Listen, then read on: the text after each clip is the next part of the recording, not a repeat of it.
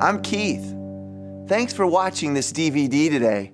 Those segments you just saw, the concerts and crowds, the rock and roll bands and record deals, those were once my life. I was all about that. That's what I lived for. The fame and fortune, the glory, and all those great things that came along with them. Things that actually, well, weren't that great at all.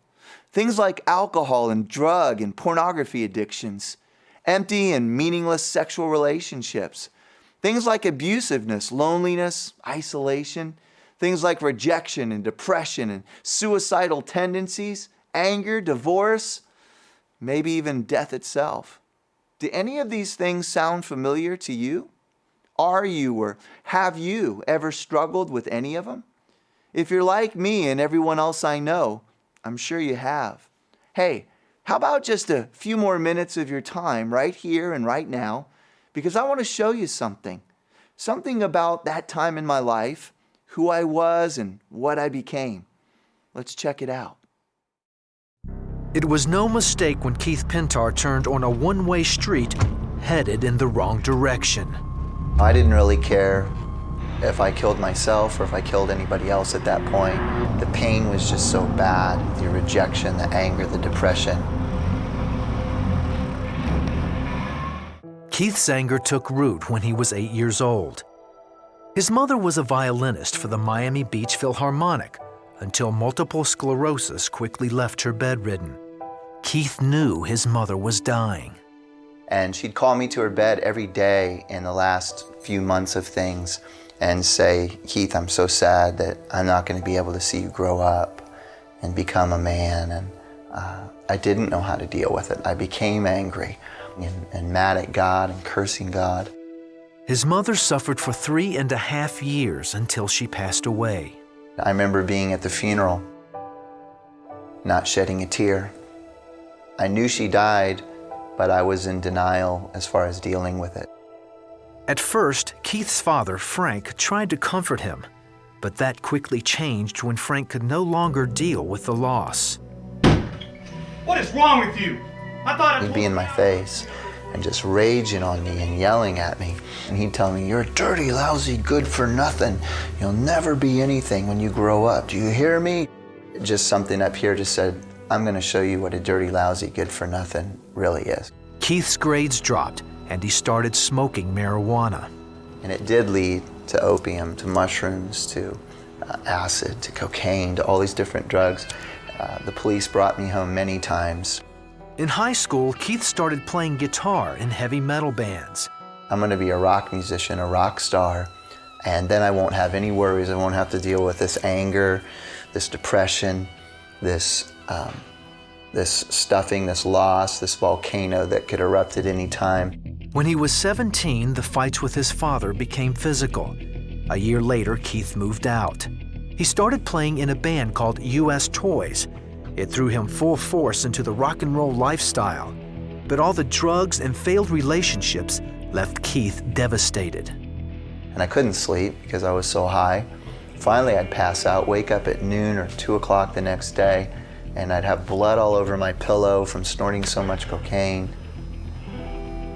And so I would play Russian roulette. Sometimes I'd put one in the chamber and just spin it and just mess around with it. Keith occasionally called home.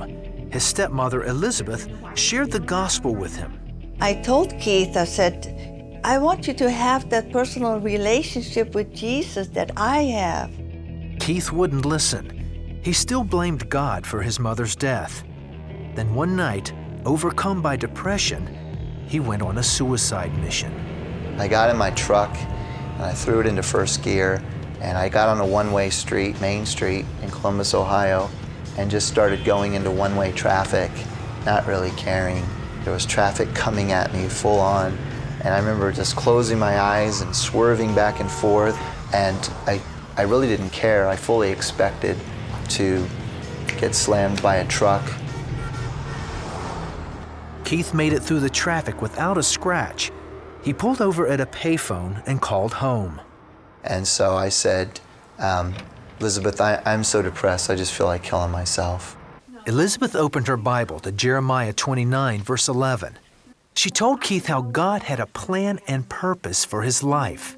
As she was talking to me about the Lord, I felt this warmth just come from the top of my head, through my body, just to the toes of my feet. And I remember saying, Elizabeth, this is incredible, this feeling, it's awesome. I feel like everything's gonna be okay. The next day, Keith jumped on a plane to his parents' home in Miami. But while he was there, Keith knew he was in a spiritual battle.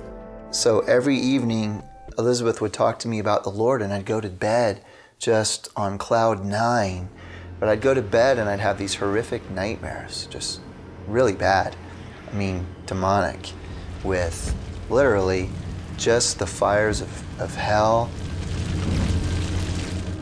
Frank and Elizabeth sent Keith to a Christian rehab center. And I went to the prayer room one night, about 3 in the morning. And I remember in that prayer room, the presence of God being so powerful.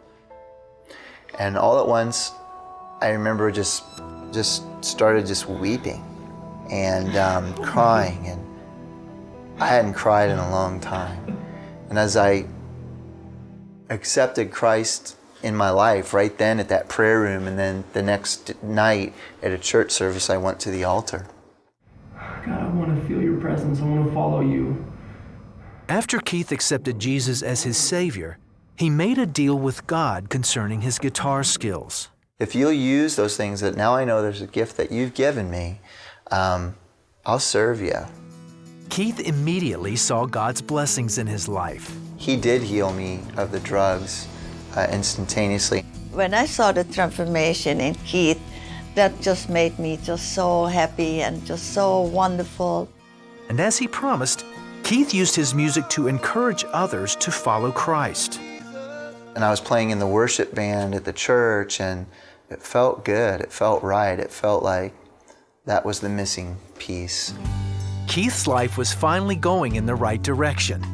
He met his wife, Christy, and began opening for popular Christian bands.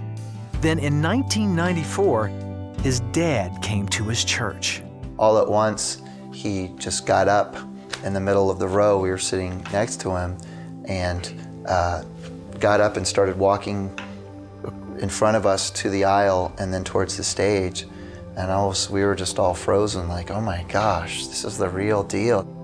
I thought, now I am going to live a different life, knowing that I had Christ in my soul. I know that God needed for my father to see the incredible change that his Spirit had done in me to essentially lead him to the Lord. I'm very, very proud of him. I'm elated more than I ever could be that what he is doing. The music for God, that is playing the music for him. I play him a new song that God's given me, and he's just blessed, and so it's just good. It's just real good. It's totally different.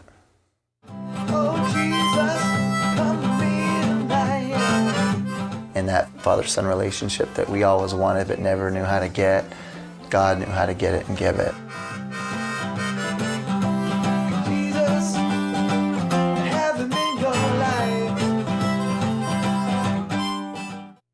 Hey, thanks for watching, and God bless you.